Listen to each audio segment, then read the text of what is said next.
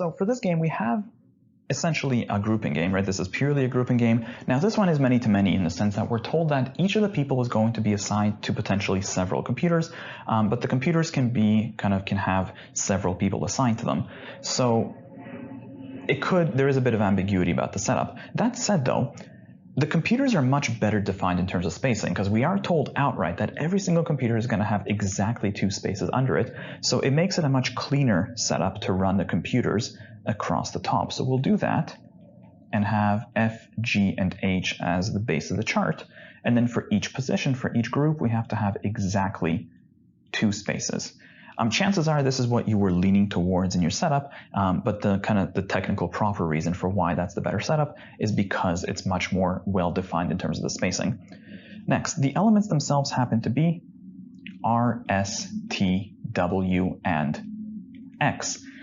And right away, so this should kind of start raising eyebrows because we have as many as arguably 5 people, and there are only 6 spaces to work with, which means the only way this is going to work is really there's just going to be 1 duplicate. One of these 5 people is going to double up, and then everybody else is going to end up to be a single. So from there, let's take a look at the rules. So the first rule says that if S goes to F, then X is going to go to G. So if S goes to F, then X goes to G. So I guess we can say if X is not with G, then S isn't with F. Next, if W goes to F, then X goes to H. If W is with F, then X is with H. So if X is not with H, then W cannot be with F. Now, this might start raising eyebrows because you'll notice that in both of these cases, triggering one of these 2 puts X into a different position. But that's kind of okay because we could have S and W both in F, and that might be okay because X could double up. We could have 2 X's, 1 in G and 1 with H. We are allowed 1 duplicate. So this kind of shouldn't cause any issues, at least not yet. It seems like that you could trigger both of these and it would work out with the X. Anyways, the third rule, no computer is examined by both S and W, so I guess that kills that possibility. S and W cannot be together, which means they certainly cannot trigger both this and that. That said though, that's not to say that X cannot go to both G and H. That could still happen because if we trigger X in G and we trigger X in H, that doesn't mean that the sufficient conditions would have to occur as well, right? So you could have X in G and H, and that would still be fine. There's nothing wrong with that. It's just that you would no longer be able to trigger these 2 conditions to force that to happen. So lastly, we're told that exactly 1 computer is going to have both R and T. So I guess we can say something like exactly 1 RT block. And you always want to be cautious of the language because exactly 1 means that you certainly can't have 2 RT blocks. Although actually no, we don't really need to clarify that because based on the numbers, based on the fact that we have 5 people and we have 6 slots, we would never be allowed more than 1 duplicate anyways. Only 1 person is going to double up. So there's certainly no way to do 2 RT blocks even if we tried. So anyways, this RT block is still kind of significant for the game because it's worth noting that no matter where you put it, it's going to completely block off a position, right? Which means it would leave the rest of the game to be kind of a 2 and 2 in and out kind of setup, which is kind of powerful.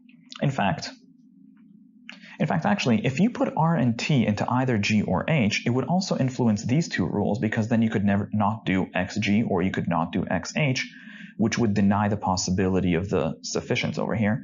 So that's actually potentially going to do a lot of damage. So we'll definitely exhaust this based on the RT block. To be fair, even if it hadn't done that, the fact that it locks out a slot completely is still very significant.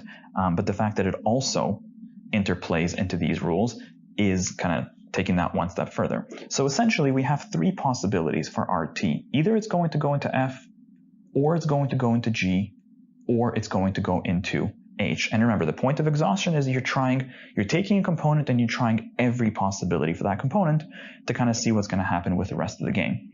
Now, in these last 2 scenarios, so in this scenario, if we put R and T both into G, as we said, that kind of denies this, or in other words, it triggers that X is not in G. And if X is not in G, then it's impossible to have S go to F, which means S is now going to have to go to H. In fact, from there, yeah, we can take this one step further now because S and W, they don't play nice, right? So W now gets stuck under F. So this is pretty good. And then we have two blanks over here. And I guess from this point, we could double up one of one of these two will have to be an X. And then the remaining one could be a duplicate. Maybe it's another X, in fact, or it could be one of R or T. Now, in the last scenario, we get a similar kind of situation because if we have an R and a T in H, that means that we can no longer have X in H, which means we cannot have W in F. So if W can't go to F, now W is going to be stuck over here with someone. And then the last remaining slot is going to be, F is going to have S because S and W simply cannot be together. And then from there, same kind of thing. So we're going to have X in one of these two positions, and then the other of R or T is going to go there as well. Now, the top scenario we haven't really talked about as much, but we can actually do a little bit of damage here too, because if we can't have S and W together, that means that S and W will just have to split between these two, which means one of them is going to have S, one of them is going to have W, so we can kind of reserve a placeholder on both sides. Now, I guess we can say that one of these two positions will still be an X, and then the other one will have to be a duplication. I guess you could have R or T or whoever. And I guess these rules, these first two, actually wait, these rules do still apply now because, in the first scenario, we're not triggering SF or WF, so that doesn't do much. But in these two scenarios, if W is with F, which it is, then X has to go to H. So that actually locks down X over here. And in the last scenario rather, if S goes to F, then X has to go to G. So this actually resolves this guy over here. So this is great. These two scenarios are almost completely resolved. Now, the last slot, however, we could have a duplicate X over here. Well, somebody's going to duplicate. Either it's going to be an X or it's going to be an R or a T. So we have flexibility there. So I guess let's see what we can do with the information that we have. So as usual, we go by the rules themselves. So the first rule told us that if S goes to F, then X goes to G. So just to clarify for question number 13, your exclusion question, we go by the rules. So answer choice A has S with F, but it does not have, actually it does have X with G, so that's fine. Answer choice B, this doesn't apply, there's no S with F. Answer choice C doesn't apply. Answer choice D does not apply. Answer choice E has S with F, but you'll notice that there is no X with G, so we can cross off answer choice E for that reason. Next, the second rule tells us that if W is with F, then X has to go to H. So let's take a look. Answer choice A doesn't apply, B doesn't apply, C doesn't apply, D has W with F, but then we're supposed to have X with H, which we don't, so we can cross off answer choice D for that reason. Next, S and W can't be together, and you'll notice that answer choice B has S and W together, so we can get rid of that one. And lastly, you are supposed to have an RT block, which A violates. There's no RT there, which leaves us with C to be the best answer to question number 13. Next, so first we do the local questions. Let's take a look. Number 14 says, if both R and T go to G, well, the thing is, if R and T are both to G, then that kind of locks us into this scenario right here, right? That's the only one where they're together in G. And then from there, everything else we pretty much have resolved. So let's take a look. The question asks, who must go to F? And I guess we have that answer. That would be W. Best answer to question number 14 is D. Next, 15 is global. We'll come back to that one in a second. Let's take a look at 16. If W goes to H, well, I guess if W goes to H, there's really just this possibility alone, right? Nothing else would work because there's never any other possibility where W goes to H. So if W is with H, we're stuck in this scenario, and that would mean that S then goes to G.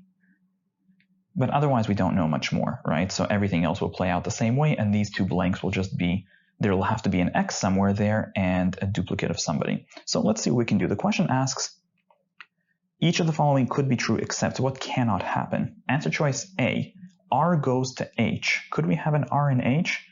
And maybe, right? Because we could have one of these two blank spaces is going to be a duplicate, and it could have been the R that duplicates, so that's plausible.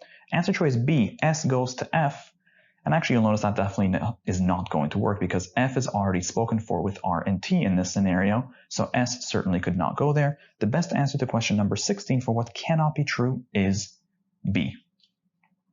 Next. Question number 17 is global. We'll come back to that one in just a second. Let's take a look at 15. Any of the following could be true except. Answer choice A. One of the computers is examined by both R and X. So could we ever have R and X together?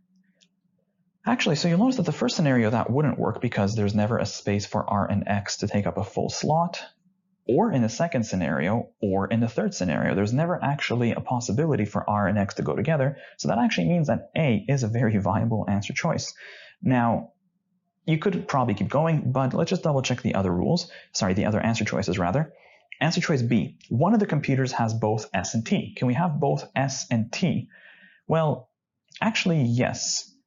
In this scenario, that could certainly happen because you could put T here as a duplicate, or you could have ST in either of those positions. So it looks like B very well could work. Answer choice C, you could have S and X together. Could you have S and X? Now, again, here, X could double up, or you can have S and X in one of those two. So that seems very plausible. Next, one of the computers has both T and W, and maybe, W and T could go together into either of those, or even here, T could be a duplicate. So that seems very much plausible. And E, one of the computers has both W and X.